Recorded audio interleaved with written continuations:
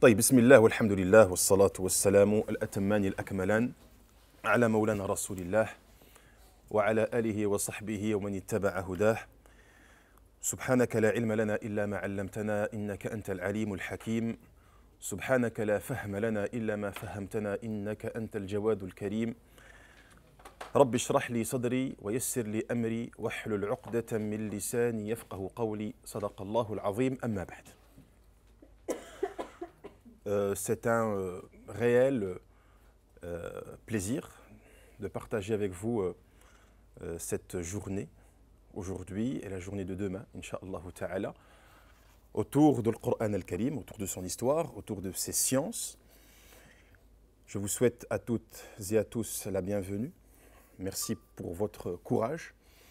Venir un samedi, j'entends un petit peu de loin de Liège, c'est extraordinaire. Donc je salue votre courage, votre détermination. J'espère que je serai, Inch'Allah Ta'ala, à la hauteur de vos attentes. En tout cas, je serai votre serviteur tout au long de ces 2 jours, Inch'Allah Ta'ala. Je ne prétends pas être le spécialiste qui répondra à toutes les questions. Il y a très certainement plus compétent, plus savant que ma petite personne, très certainement. Mais en tout cas, j'essaierai, Inch'Allah Ta'ala, aujourd'hui et demain, de mettre en tout cas en exergue les sciences du noble Coran en général. On va très certainement survoler la matière, vu qu'elle est très consistante.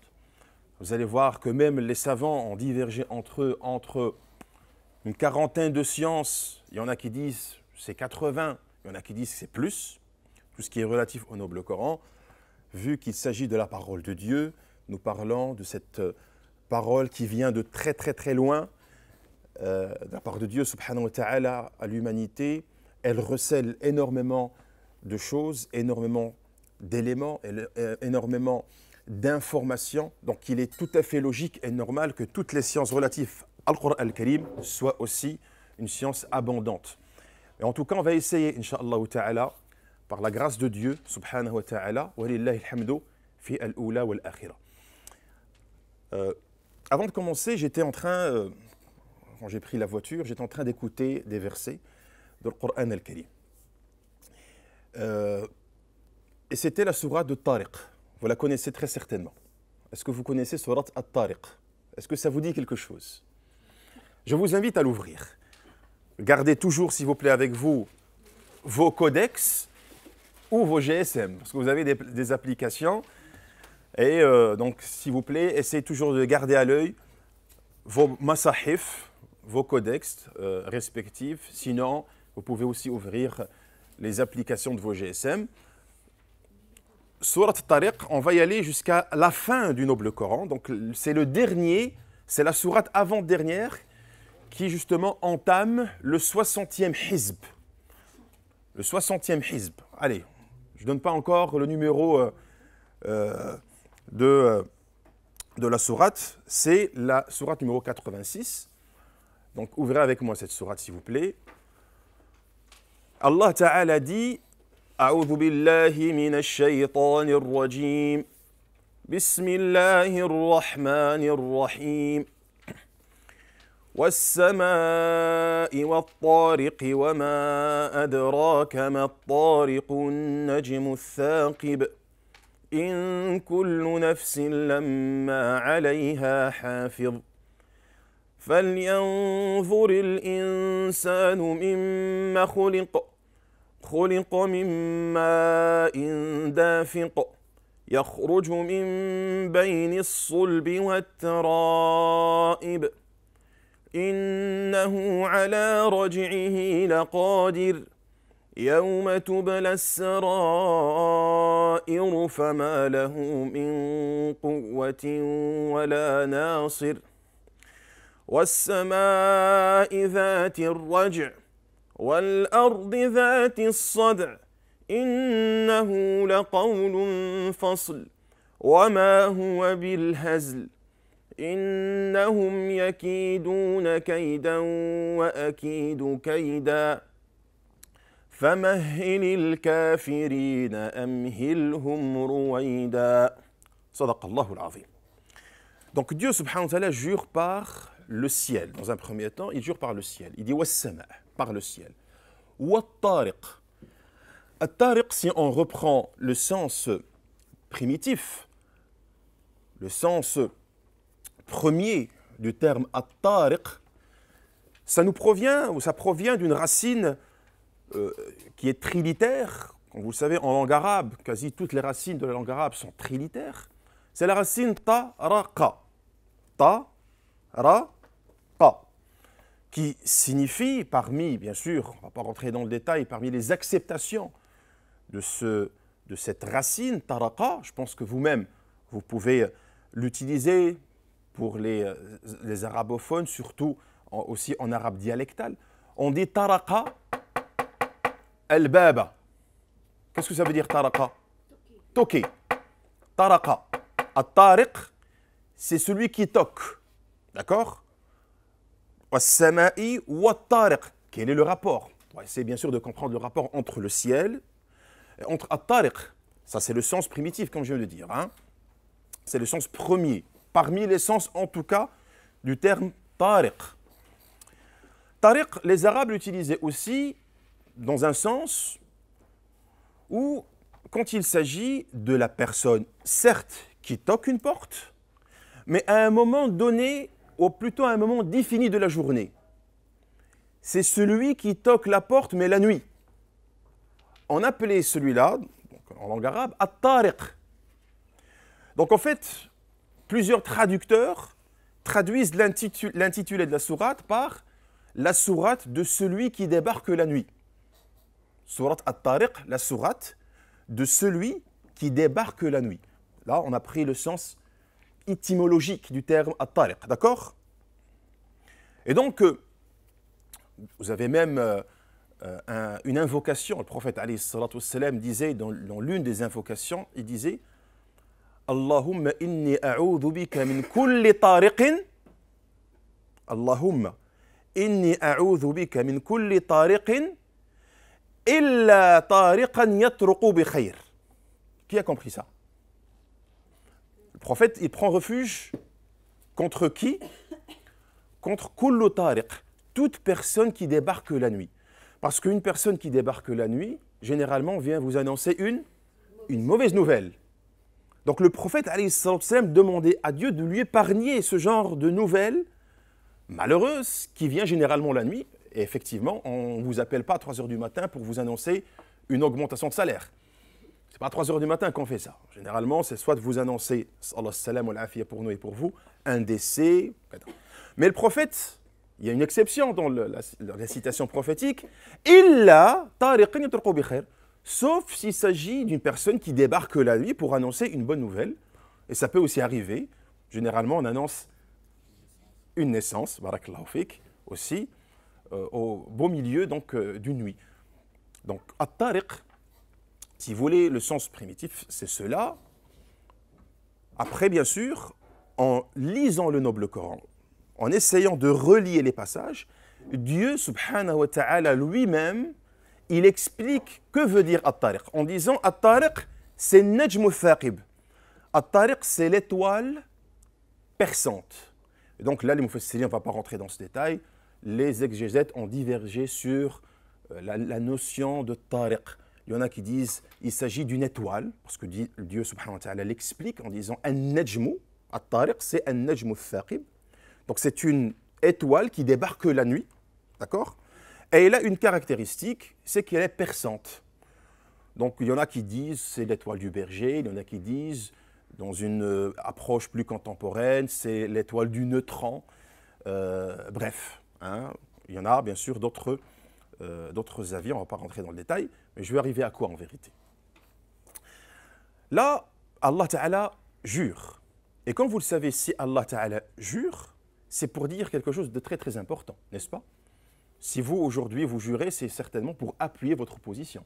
Si vous dites « Wallahi, Wallahi, Wallahi », puis vous vous taisez, est-ce que ça sert à quelque chose? Ça n'en sert à rien. Donc Dieu, subhanahu wa ta'ala, il jure, et c'est pour justement appuyer, confirmer une position qui va être citée dans quelques instants. Là, il dit en l'occurrence « In kullu nafsin lamma alayha hafid ». Ce n'est pas encore ça qui m'intéresse. Ce qui m'intéresse, c'est le second serment qu'on retrouve dans cette sourate. Parce qu'il y a un second serment. Le premier, c'est was-sama'i wat-tariq. Donc, il jure par le ciel et par l'étoile de Tariq. Puis, un petit peu plus loin, il dit was-sama'i dhati ar-raja' wal-ardi dhati as-sadh. Donc, il jure, subhanahu wa ta'ala, doublement. Et cette fois-ci, il jure par le ciel, encore une fois, was-sama'i, et il jure par l'une des caractéristiques, on va dire, les plus concrètes du ciel. Was-sama'i dhati ar-raja'. Et par le ciel quand il revient. Ça veut dire quoi? Quelle est la caractéristique, on va dire, la plus concrète du ciel? La pluie. Barakallahu fik. C'est la pluie. La caractéristique la plus concrète. Parce que là, quand on parle de Najm, c'est peut-être quelque chose d'invisible. Quelque chose qui s'avère dans le cosmos. Allez, est-ce que vous avez déjà vu l'étoile du berger ou l'étoile du neutron? Non. Peut-être il faut être astronaute pour le faire. Par contre, ici, il prend la peine, subhanahu wa ta'ala, de jurer. Le texte coranique jure par le ciel. Et cette fois-ci, en lui associant une caractéristique qui est concrète. Was-sama'i dhati ar-raja'. Donc le fait de jurer par le ciel et par la pluie qui va et qui revient, c'est ce que veut dire dhati ar-raja', d'accord? Elle va et elle revient. On sait tous très très bien les bienfaits de la pluie. Hein? Ça, bien sûr, je pense que tout le monde sont unanimes sur les bienfaits de la pluie. Was-sama'i dhati ar-raja'. Puis qu'est-ce qu'il dit? Wal ardi dhati as-sadh. Et il jure par la terre. Que veut dire dhati as-sadh? Et il jure par la terre quand elle se fend, quand elle s'ouvre. Et donc là, en entendant, en écoutant ces versets, je me suis dit, mais quel est le rapport entre was-sama'i dhati ar-raja', le ciel et la pluie, et le fait que la terre, elle se fend? Encore une fois, il s'agit d'un serment, mais c'est un serment qui vient appuyer, encore une fois, une vérité. Qu'est-ce qu'il dit juste après? Innahu laqawlun fasl wa ma huwa bil hazl. Certes, ce Coran est une parole. Innahu laqawlun fasl, une parole juste, décisive. Wa ma huwa bil hazl, et point une plaisanterie. Et donc, j'étais en fait dans cette approche d'essayer de trouver le lien entre le fait est de jurer par le ciel et l'eau et la terre quand elle se fend pour appuyer une position, cette vérité, le fait que le Coran est une vérité réelle et pas du tout une plaisanterie. Quel est à votre avis le fil conducteur entre le serment de Dieu et entre la réponse à ce serment? Est-ce que vous avez compris ma question? Est-ce que vous avez compris cette question? Pardon? Oui, ça c'est en dehors de ça. C'est juste un petit préambule. Est-ce que vous avez compris le lien? Vous ne voyez pas le lien entre les deux serments de Dieu, hein? Voilà, donc on a des signes ici, d'accord? On a des signes, c'est le signe du fait qu'il y a de la pluie qui tombe, et il y a une terre qui se fend, d'accord? Puis il y a une réponse à ce serment, le fait de dire que le Coran est une vérité et pas une plaisanterie. Je vais vous expliquer et vous rapprocher le sens, bi'idhnillahi ta'ala. Mais je vous demande d'écouter bien ce hadith. Et là, vous allez comprendre pourquoi je commence justement ce séminaire par ce verset. Le prophète, alayhi salatu wassalam, dans un hadith authentique, rapporté par al-Bukhari, écoutez très très bien, Allah yajzakum bi khair, il dit, sallallahu alayhi wa sallam, tel ce dont Allah m'a doté comme guidance, et là en l'occurrence on parle de quoi? De le Coran. C'est la guidance de Dieu. C'est ce que Allah a donné à son prophète. Tel ce dont Dieu m'a doté comme guidance, telle l'eau de pluie. D'accord? Telle l'eau de pluie qui tombe en abondance. Donc juste imaginez la guidance du prophète, qui est le Coran, qui est comparée à quoi? À l'eau de pluie abondante. D'accord? Et cette pluie, évidemment, elle tombe sur un sol. D'accord? Donc, juste rappelez-vous des deux versets. وَالسَّمَاءِ ذَاتِ الرَّجْعِ وَالْأَرْضِ. D'accord? Donc, cette eau de pluie, elle tombe sur quoi? Sur un sol. Le prophète dit, alayhi salatu wassalam, soit ce sol est généreux, d'accord? Soit ce sol est généreux et donne lieu à de la verdure, d'accord?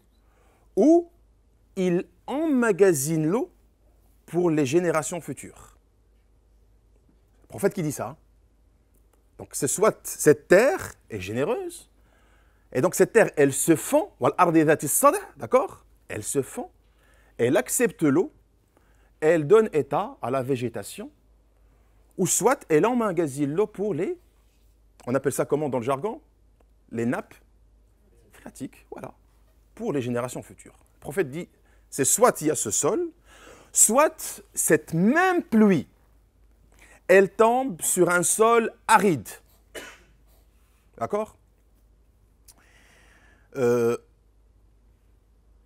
cette terre aride ne retient pas l'eau et ne donne pas lieu à de la végétation et de la verdure. D'accord? Puis il conclut, alayhi salatu wassalam, donc c'est une terre qui est avare. Elle ne donne ni verdure, ni elle emmagasine de l'eau, rien du tout. Et donc il dit, alayhi salatu wassalam, en guise de conclusion, tels ces exemples, là on est dans, si vous voulez, ce que nous appelons les paraboles coraniques, qu'on retrouvera dans les sciences coraniques, tels ces deux exemples du prophète, alayhi salatu wassalam, tel celui qui capitalise sur ce dont Dieu m'a doté, et celui, faisons allusion à cette terre aride, celui qui se détourne de cette révélation et ne lui prête pas ou ne lui prête aucune attention. Est-ce que vous avez compris cette citation prophétique et le lien entre « وَالسَّمَاءِ ذَاتِ الرَّجْعِ وَالْأَرْضِ ذَاتِ الصَّدْعِ » Est-ce que c'est clair pour vous? En fait, l'eau, c'est la parole de Dieu. Nous, aujourd'hui, nous lisons le Coran al-Karim. Le fait que vous êtes ici, c'est que c'est un bon signe. C'est que cette terre, qui est en vérité nos cœurs respectifs, ce sont nos poitrines. C'est soit nos poitrines s'ouvrent à Coran et elles acceptent la parole de Dieu. Et grâce à cela, soit elles donnent lieu à de la verdure, ça veut dire nous rayonnons, soit on emmagasine cette guidance et on la transmet. Soit on reçoit la même parole, nous tous, mais malheureusement, nos cœurs, nos poitrines respectives ne sont pas tous sur la même longueur d'onde et soit on se détourne d'elle, soit on a du mal à la comprendre, soit on a du mal à la saisir. En tout cas, on essaie de la déformer. Et c'est ce qui se passe au jour d'aujourd'hui. Au jour d'aujourd'hui, on sait très très bien que défendre le noble Coran s'avère une mission plus qu'urgente. Aujourd'hui, nous tous, vous pouvez très certainement le constater, vous ouvrez bien sûr les médias, l'islam contemporain, le Coran d'une manière générale, est sous les projecteurs des médias. Et donc ça dépend de comment on le perçoit. Soit nous, on le perçoit de cette façon, nous les croyants, et ça rayonne, et ça donne justement un effet. Soit il y a l'autre, sans rentrer bien sûr dans les détails, bien sûr on en parlera, Inch'Allah ta'ala, soit l'autre, il reçoit cette même parole, mais il en fait, si vous voulez, ce qu'il veut. Et donc aujourd'hui, on entend un petit peu des approches historico-critiques, des approches hyper critiques par rapport au noble Coran, alors que c'est la même parole. Pour nous, elle a fait un effet, et pour l'autre, elle a fait un autre effet. Et donc c'est pour cela l'étude justement des sciences du Coran est très urgente, importante, et c'est pour cette raison que j'ai voulu justement partager avec vous ces versets coraniques de Surat At-Tariq. J'espère que le rapprochement est fait aujourd'hui, Inch'Allah ta'ala, et très certainement, le Coran, on va le voir, Inch'Allah ta'ala, il doit être lu de cette façon. Essayez toujours de trouver ces liens, ces fils conducteurs entre les versets, entre les sourates, et c'est ce que je vais essayer aujourd'hui de vous expliquer, Inch'Allah ta'ala. En tout cas, certainement, ça a suscité quelques questions chez vous. Donc, vous êtes bien sûr libre de poser vos questions. Pas de souci, Inch'Allah. Tfadl.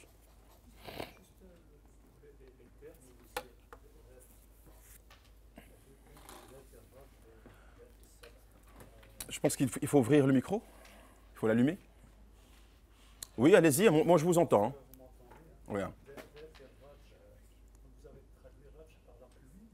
Non, al-raj', c'est le fait qu'il y a un cycle de retour. Donc la pluie, elle vient et elle revient.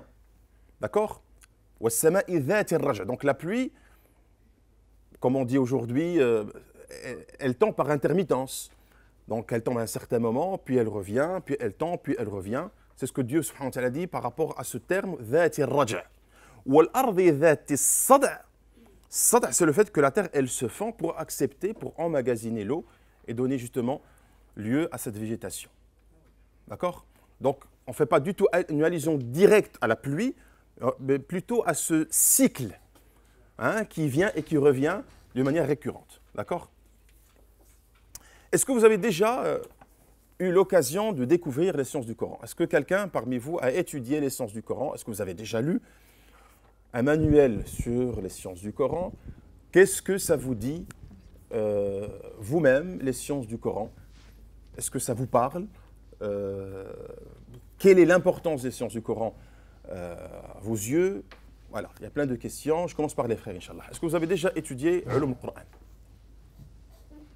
Une partie, peut-être un sujet bien précis. Voilà. Mouad? Avec vous, justement. Avec moi. Alors, quand il faut parler, il faut juste parler au micro, pas pour qu'on vous entende plus, c'est juste pour l'enregistrement. D'accord, allez-y. Donc oui, ça va être bref avec vous. D'accord. On a abordé en fait l'origine du Coran, comment il a été révélé. Comment il a été révélé. Et comment il a été protégé en quelque sorte jusqu'à nos jours. Jayid. Barakallahu fik. Les sœurs, est-ce que quelqu'un a déjà étudié Ulum al-Qur'an? Non? D'accord. Quelques objectifs justement de ce séminaire. Les sciences du Coran, comme on le sait très très bien, sont un moyen pour satisfaire notre compréhension donc du texte et du message contenu dans le noble Coran, en l'étudiant et en réfléchissant sur tout ce qu'il contient, conformément à une définition générale. Ulum al-Qur'an s'applique à l'étude de pas mal d'éléments qu'on va voir, Inch'Allah ta'ala. Donc en fait, Ulum al-Qur'an nous permet, en l'étudiant, et permet justement au lecteur de se rendre compte justement de la richesse et des connaissances qui existent dans le noble Coran. Donc vous allez voir, on va découvrir tous ensemble le Coran mécois, le Coran médinois. Vous allez voir que même des savants nous parlent des versets révélés en pleine saison d'été, des versets révélés en hiver, des versets révélés pendant la nuit, des versets révélés pendant le matin. Nous avons la science de Al-Makki, Al-Madani, le Coran mécois, le Coran médinois. Nous avons la science de l'abrogation, les versets abrogés, les versets abrogeants. Nous avons la science de tafsir, l'exégèse coranique. Donc en fait, c'est consistant. Donc juste, l'un des objectifs de ce séminaire, c'est juste connaître et palper l'ampleur de cette science. Elle est très très très importante. Deuxième objectif, wallahu ta'ala a'la wa a'lam, c'est que cette science, les sciences du noble Coran, elle nous permet de comprendre le noble Coran, dans la mesure de comprendre son histoire, ses origines. Et aujourd'hui, on parle justement de l'origine du Coran, les origines du noble Coran, on en parlera, Inch'Allah ta'ala, de la révélation et de la descente. Est-ce que le noble Coran a été révélé entièrement au prophète alayhi salatu wassalam ou fragmenté selon bien sûr les faits historiques, etc. D'accord? Donc ça nous donne aussi une idée sur ça. Certainement, les objectifs de ce séminaire, c'est augmenter la foi du croyant. Comment augmenter l'iman? Ça veut dire quoi augmenter l'iman? Quel est le rapport entre étudier les sciences du Coran et augmenter la foi du mu'min, du croyant? Comme quoi, par exemple? Aujourd'hui, n'y a-t-il pas des questions vous-même qui vous taraudent par rapport à l'origine du Coran, par rapport à la compilation du Coran, par rapport à des versets abrogés et abrogeants. Hein? Est-ce que ça arrive? Ça vous arrive? Hein? Y a-t-il pas des questions qui... est-ce que vous pouvez me donner des exemples? Qu'est-ce qui vous taraude en lisant un petit peu l'histoire du noble Coran? Qu'est-ce qui reste vraiment, on va dire, très, soit superficiel, parce qu'il vous faut plus de profondeur, ou vous dites, là, j'ai rien compris. Là, il me faut vraiment soit faire appel à un spécialiste ou étudier encore davantage de livres. Allez-y. Voilà. En lisant le Coran, la réflexion qui me vient, c'est que dans beaucoup de sourates, on parle par exemple de l'histoire des prophètes. Donc il y a des répétitions, mais sous différentes formes. Parfois, l'histoire est très abrégée, parfois on va plus dans les détails. Okay. Mais effectivement, il y a... Donc pour vous, le fait qu'il y a des récits... il y a des récits, et il y a des... prophétiques, c'est ça? Prophétiques, voilà, beaucoup de répétitions. Oui. Plusieurs fois. Voilà. Pour vous, ça vous cause quoi?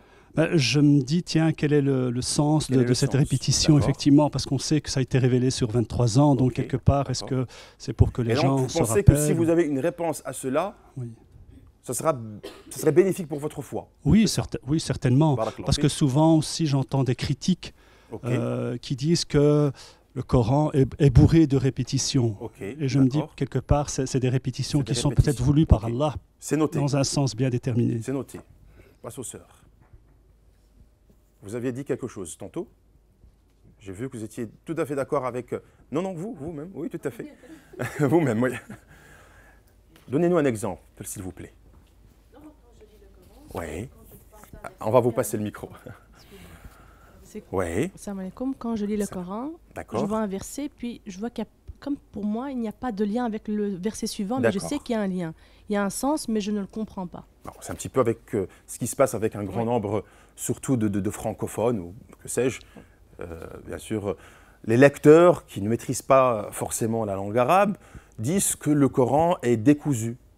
Donc, des fois, il évoque un thème à cet endroit, puis ce même thème est absent pendant certains moments, puis il refait surface un petit peu plus loin. Et donc là, nous sommes face à une incohérence du texte. Il n'y a pas une certaine homogénéité avec les propos coraniques. Effectivement, on nous rapporte cela, et aujourd'hui, si vous voulez, ça devient l'une des allégations les plus récurrentes dans les propos orientalistes, etc. D'accord? On en parlera, Inch'Allah ta'ala. Vous voulez dire quelque chose, Horty? C'était dans le même sens. Ok, bon. En tout cas, en étudiant les sciences du Coran, effectivement, on augmente, bi'idhnillahi ta'ala, notre foi. On sait très bien que cette parole émane de Dieu, subhanahu wa ta'ala. Donc ça, c'est le point de départ, d'accord? Et on réalise la beauté de cette parole. On réalise l'aspect miraculeux de la parole de Dieu, subhanahu wa ta'ala. Et c'est ce qui s'est passé jadis, vraiment depuis les premières années, on va dire, de l'islam. Hein, les savants musulmans ont entamé une recherche, si vous voulez, une recherche qui a pour vocation de découvrir, chercher dans la parole de Dieu, dans le Coran al-Karim, tout ce qui peut justement mettre en avant et en exergue les empreintes de Dieu dans le noble Coran. Le fait que cette parole est bel et bien une parole de Dieu, subhanahu wa ta'ala. Et donc il fallait faire ce travail et démontrer que cette parole, elle vient de Dieu. Mais là, il y a des signes, il y a des éléments qui nous démontrent que cette parole, c'est la parole de Dieu, subhanahu wa ta'ala. Je vais vous donner un exemple. Moi, je pose souvent cette question à mes étudiants en leur disant, quand vous lisez le noble Coran, quelle est la chose qui vous fascine le plus quand vous lisez le Coran? Quelque chose qui vous fascine, qui attire votre attention. Cette chose qui vous laisse dire, ça c'est la parole de Dieu, subhanahu wa ta'ala.